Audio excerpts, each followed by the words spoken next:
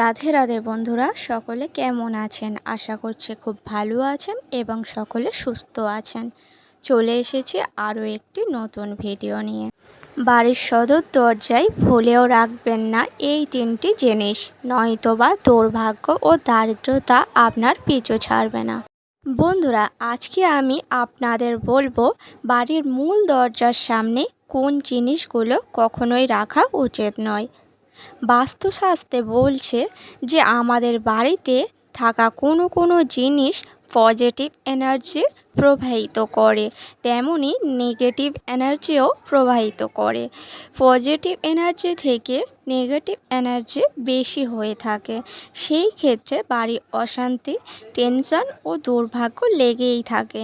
বাস্তুশাস্ত্রে বাড়ির মূল দরজাকে বিশেষ স্থান দেওয়া হয়েছে, কারণ এই বাড়ির দরজা দিয়েই মা লক্ষ্মী বাড়ির মধ্যে প্রবেশ করে। তাই বাড়ির মূল ফটোটি এমন হওয়া উচিত যাতে সেখানে কোনো রকম অশুভ শক্তি আনাগোনা না থাকে। অশুভ শক্তির কারণে বাস্তুদোষ সৃষ্টি হয়ে থাকে। অনেক সময় দেখা যায় সব রকমভাবে চেষ্টা করেও সৌভাগ্যের পরশ পাওয়া যায় না। এর কারণ হতে পারে বাড়ির মূল দরজায় রাখা কয়েকটি জিনিস। এই জিনিসগুলি মূল দরজার সামনে রাখলে রুষ্ট হয় দেবী লক্ষ্মী। এমন বাড়িতে ভুলেও প্রবেশ করেন না তিনি। আর বন্ধুরা, ভিডিওটি সম্পূর্ণ দেখতে একদমই ভুলবেন না। চলে আসি মূল পর্বে। প্রথমত বন্ধুরা, বাড়ির সদর দরজার বাইরে প্রথম যেই জিনিসটি একেবারে রাখা উচিত নয় সেটি হচ্ছে আবর্জনা। বাড়ির মূল দরজার বাইরে আবর্জনা একদমই রাখবেন না। এর ফলে অশুভ শক্তির সৃষ্টি হতে পারে।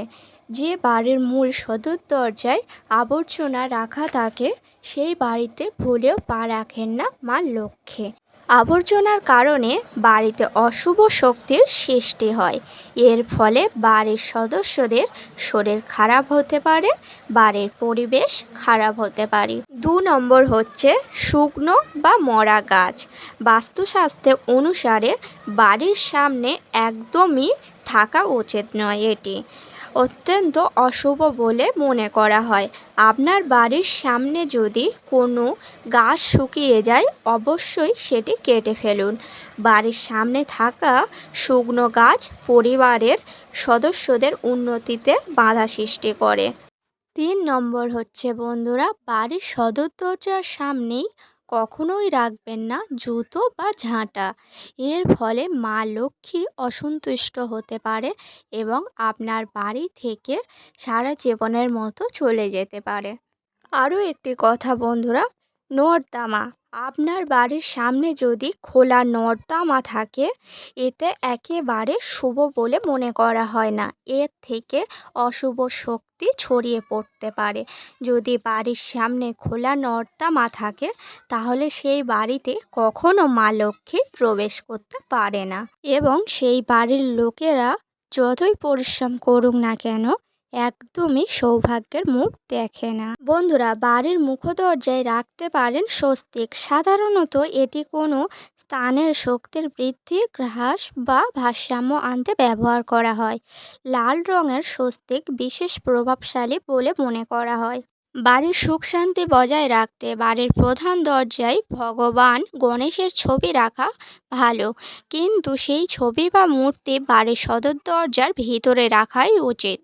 এতে কাজের সফলতা আসবে এবং বাড়ির পরিবেশ ভালো থাকবে। বাড়িতে শুভ শক্তির আকর্ষণের জন্য বাড়ির সদর দরজার সামনে রাখতে পারেন মঙ্গল কলস। সদর দরজায় জল ভর্তি কলস রাখলে বাড়িতে সমৃদ্ধি আসে। সদর দরজা থেকে বাড়ির ভিতরের দিকে মুখ করে আঁকা মায়ের পায়ের ছবি বা আলপনাও প্রতিটা বাঙালির বাড়িতে দেখতে পাওয়া যায়। ফলে জীবন হয়ে ওঠে শুভময়। বন্ধুরা, আপনারাও কিন্তু সদর দরজার বাইরে থেকে ভিতরের দিকে পর্যন্ত মা লক্ষ্মীর পা এঁকে রাখতে পারেন আলপনা দিয়ে। এর ফলে মা লক্ষ্মীর আগমন ঘটে। বন্ধুরা, আরেকটি খুবই গুরুত্বপূর্ণ জিনিস তা হচ্ছে আপনারা বাড়ির সদর দরজায় লাগিয়ে রাখতে পারেন। সেটি হচ্ছে ঘোড়ার নাল। ঘোড়ার নাল সৌভাগ্যের লক্ষণ। এটি ঘরে রাখলে জীবন থেকে সমস্যা দূর হয়ে যায় বলেই মনে করা হয়। বাস্তুমতে ঘোড়ার নাল মানুষের ভাগ্যের দরজা খুলে দিতে পারে। ঘোড়ার নাল রাখলে ঘরে সমৃদ্ধি আসে।